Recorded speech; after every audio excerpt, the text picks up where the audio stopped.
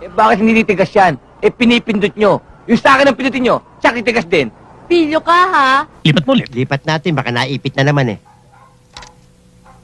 Yan.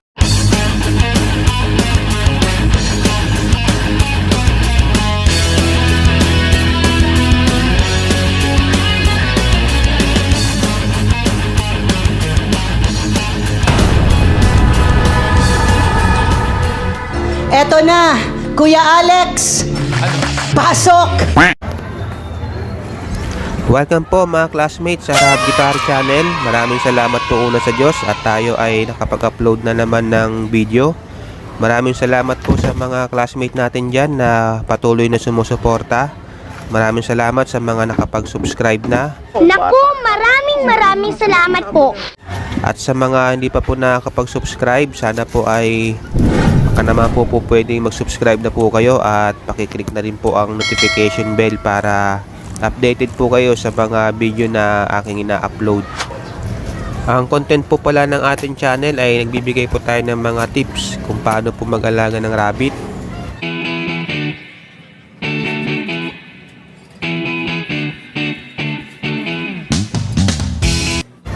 Gumagawa rin po tayo ng video editing, YouTube tutorial,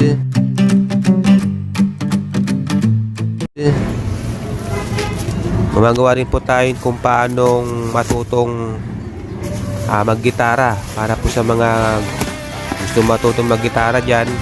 Ayan, meron po tayong guitar tutorial. At syempre nagre-review rin po tayo ng mga produkto na ating nabibili na magagamitin po natin dito sa ating channel. At isa nga po sa re-review natin ngayon, ito pong aking nabili sa Raon. Ito po yung Bluetooth speaker. Ito, marami po itong nagbebenta sa Raon dahil magandang klase daw po itong Bluetooth speaker. Kahit na may kaliitan siya, malakas po yung kanyang tunog. Buo. Binubola mo lang ako eh. Marami po kayong makikita nito, iba-ibang presyo. Mayroon 2,000. Ito pong akin nakita ay ang naka-display po talaga nitong presyo ay 1,700.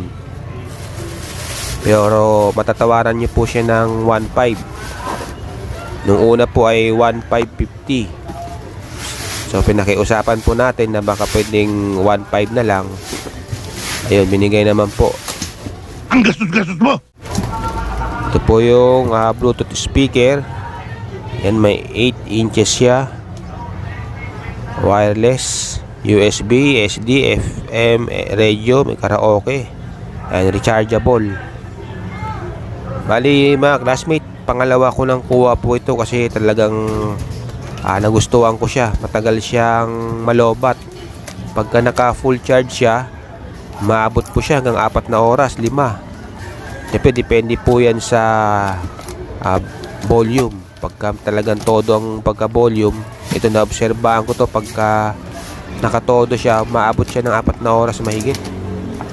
Ewan ko lang po itong bagong bili, meron naman siyang warranty na 3 months. Ayan, yung nabili ko pong una, so magpo 4 months na po siya, o mahigit na yata 4 months. So wala naman siyang diferensya, maayos naman. Binibewang mo lang ang oras ko eh. Anong binibewang? Binibewang mo oras ko. You are wasting my time. So kumuha po ako nito, o bumili po ako ulit nito dahil gagamitin ko naman po sa parang gagawin nating guitar amplifier.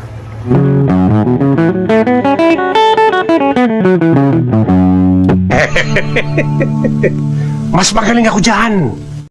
Ano? Parang di naman masyado malaspag yung isang o yung una kong nabili. Kasi madalas ko pong ginagamit pagka nagpapatugtog. Ayun po ang aking gagamitin. Pagkatapos po itong isa, para naman po sa gitara sana. Kasi medyo mahal po yung yung guitar amplifier. Yung Aspire po dyan sa Raon, nasa 3.6. 3.6 almost almost 3.7 na. Pero pwede mo siya matawaran hanggang 3.6. Ayan, pero kung sa online, mas mahal pa po. O sa ibang tindahan. Yun po yung Aspire na 30 watts. So ito, naisipan ko, subukan ko lang muna. Kuha ko po dito 1.5. So medyo malaking diferensya. Kung pwede naman, pang practice lang naman. So, ito na po yung aking gagamitin. Mura lang yan! Ayan. Gusto mo bigyan kita eh. May isa pa ako eh. Masyado naman tahimik ka. Lagyan mo ng music.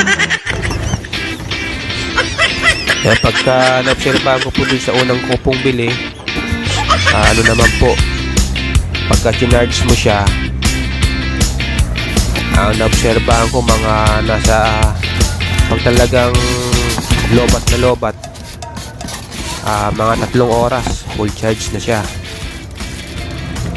Ano naman po, pagka chinarge, kusang namamatay yung, mayroon po kasing light indicator na kinacharge siya. So ito po yung USB.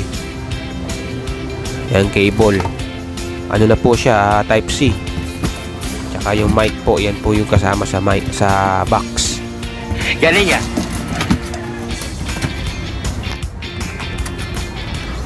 So yan, tabi na po muna natin.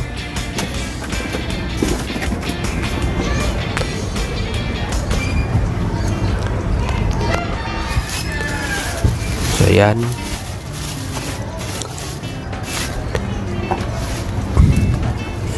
So yan po yung harap.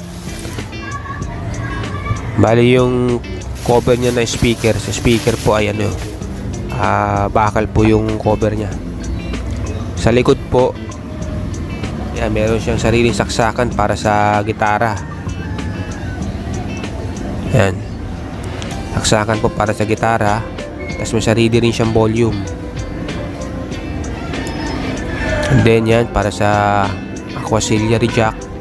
Pwede tayo mag-headset. USB, tapos SD card. Yung volume ng mic. Yan, sa echo. Siyempre may saksakan din po para sa mic.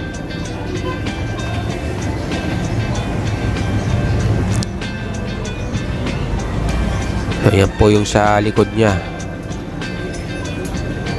Ang nagustuhan ko po ito, meron siyang sarili kasi para sa gitara. Sarili siyang saksakan. Kasi yung iba, sinasaksak lang nila para doon sa saksakan ng mic.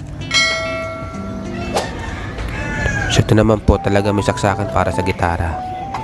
Yan, ito po yung sa harap. Yan, bakal po yan.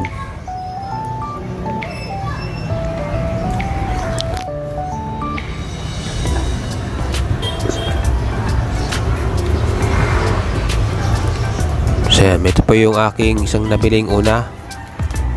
Ito po yung binili nating unang speaker. So mas maganda po kasi ito, kaya ito din lang ulit ang binili ko.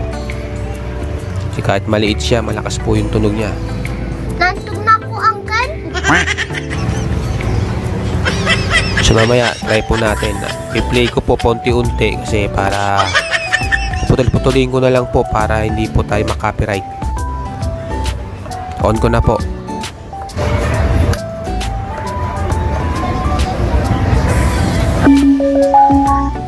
So yan, ang on po niya yung sa volume. Yan, Bluetooth. Meron din itong FM.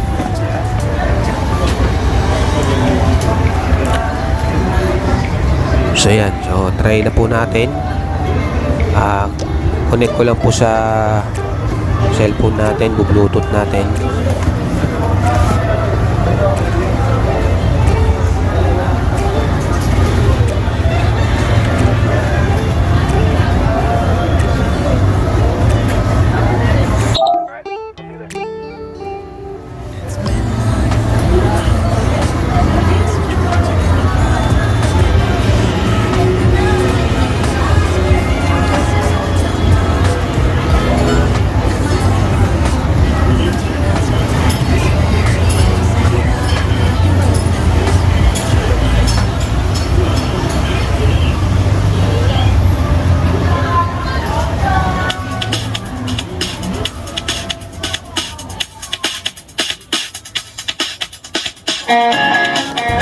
post ko na lang po mga classmate para iwas po tayo sa copyright. So sana po ay nakasubscribe na po kayo at naklik nyo na po ang notification bell para po ma-notify po kayo. Gagawin po kasi natin ito parang guitar amplifier. Nakita po ninyo kung pwede po ba siyang parang gagawin natin yung guitar amplifier pang practice. So hanggang dito na lamang po. Maraming salamat po sa Diyos at God bless po sa ating lahat.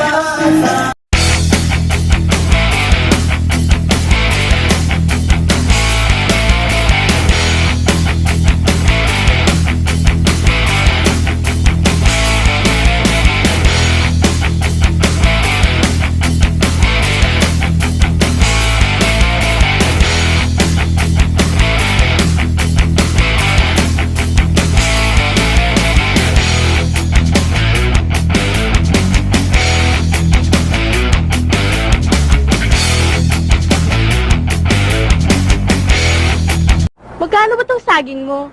21 kilo. Mahal naman? Mahal? Gusto nyo mura? Oo. Ako may alam na mura. Ano yun? Putangin na mo. Ang sungit mo naman? Like and subscribe.